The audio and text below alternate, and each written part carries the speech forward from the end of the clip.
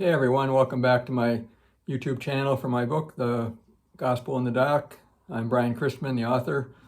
Today I want to, actually I was going to read something, but I want to, something else I need to mention. Before each chapter and even in the introduction, I have an epigram. There's only, how many chapters in this book?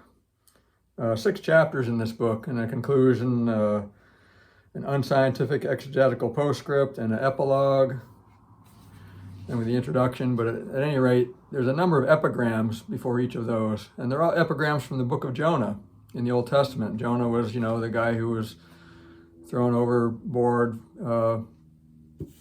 in the sea, swallowed by the giant fish, and vomited up on the shore of Nineveh, where he was supposed to preach repentance.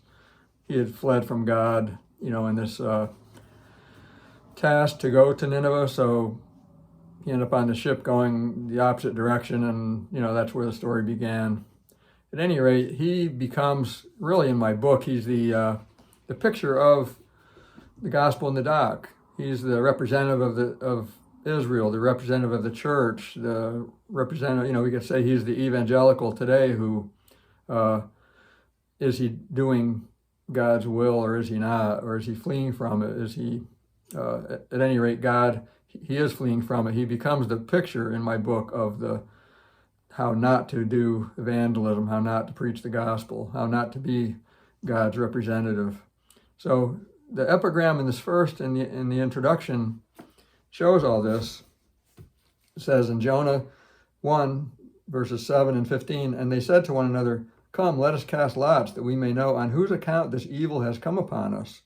So they cast lots, and the lot fell on Jonah. So they picked up Jonah and hurled him into the sea, and the sea ceased from its raging."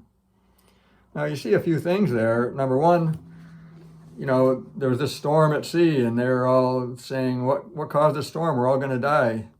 Let's cast lots and see why this evil has come upon us. And they cast lots, and the lot fell to Jonah.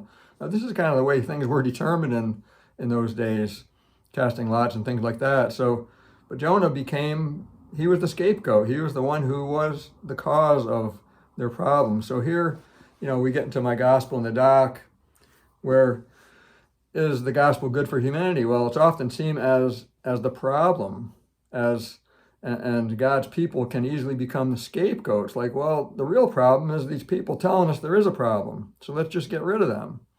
We're not really sinful, or people aren't really bad. There's no evil. So the preachers of salvation from those things can be seen as the evil itself and can become a scapegoat, and they're cast into the sea. And ironically, well, it's sort of ironic, but as he's cast into the sea ceased from its raging. It worked.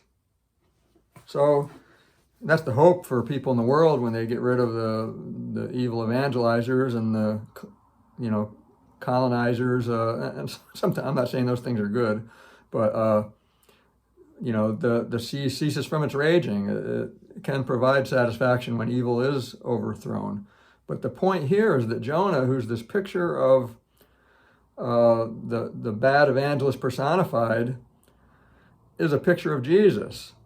Jesus said he would be the only sign given, that Jonah would be the only sign given to his generation, the generation in which Jesus came, the generation of Israel. Jonah was the only sign given of who Jesus was. So that meant Jesus would become the scapegoat. He would be seen as guilty for all Israel's sins, for all the church's sins, for all humanity's sins, and cast into the sea, and the sea would cease from its raging. That's a picture of atonement. So that's just that type of typology I use in all these epigrams in the beginning of each chapter, where I pick a verse from Jonah. I think one is from the book of Nahum, which is about Jonah and Nineveh, to picture the gospel through Jonah as a way of picturing, what the gospel is all about, and how Jesus and Jonah really are, you can see each through the other. You can see Jesus through Jonah. You can see Jonah through Jesus. And I explain all that as I go. It gets pretty involved. Some pretty interesting stuff in here, but I like this first one, and I use this maybe repeatedly, that when Jonah is cast into the sea ceases from its raging, and how, the world sees the church today, the gospel in the dock, the church in the dock. Well, it should just be cast overboard like Jonah was. And so on that note, I go into my reading, which I'll do in the next video. So where I begin this kind of mock trial and kind of show this idea of Jonah being a scapegoat, the church being a scapegoat, evangelizers, the gospel in the dock being the scapegoat for humanity. Ironically, like I said, the church, Israel, even Jonah, despite himself, provided a picture of Jesus and the gospel. And like I said, I explain all this as I proceed. So at any rate, thanks again.